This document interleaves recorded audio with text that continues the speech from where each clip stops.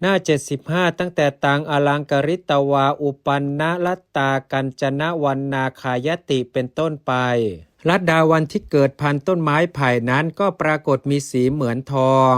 ส่วนในลำที่ชื่อว่าปุพายติวงเล็บคือลำดอกไม้ก็มีดอกซึ่งมีสีเขียวเหลืองแดงขาวและดำปรากฏมีขั้วใบและเกสรที่จำแนกไว้ดี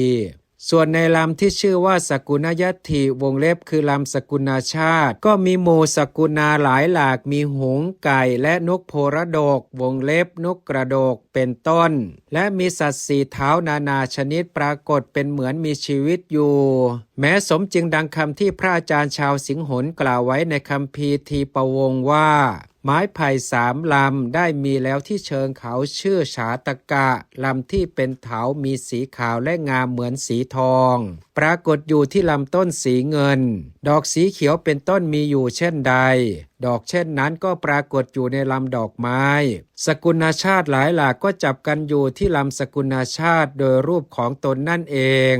รัตนาวงเล็บคือแก้วมีหลายชนิดมีแก้วมุกดาแก้วมณีและแก้วไพฑูรย์เป็นต้นเกิดขึ้นแม้จากสมุทรแก่พระเจ้าเทวานามปิยดิษฐ์พระองค์นั้นส่วนในเกาะตัมพปันนิทวีปมีแก้วมุกดาเกิดขึ้น8 ชนิดคือแก้วมุกดามีสันฐานเหมือนรูปม้าหนึ่งแก้วมุกดามีสันฐานเหมือนรูปช้างหนึ่งแก้วมุกดามีสันฐานเหมือนรูปรถหนึ่งแก้วมุกดามีสันฐานเหมือนผลมะขามป้อมหนึ่งแก้วมุกดามีสันฐานเหมือนกำไลมือหนึ่ง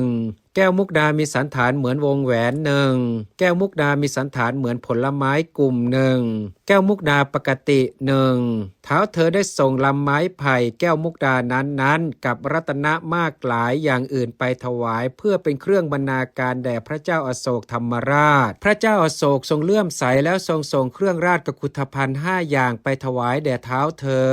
คือเสวชัดหนึ่งแซ่จามอนวงเล็บวาลวีชนีหนึ่งพระขันหนึ่งรัตนประดับพระเมาลี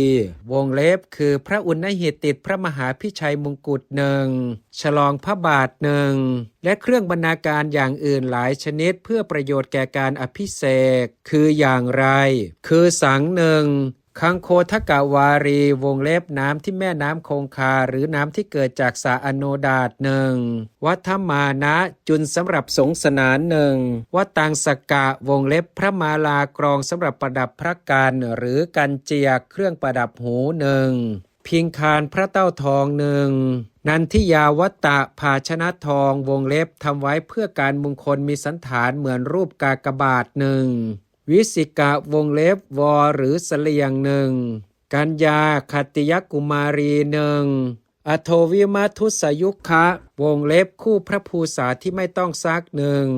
หัตถปุญชนะผ้าสำหรับเช็ดพระหัตถ์หนึ่งหริจันทนะแก่นจันแดงหนึ่ง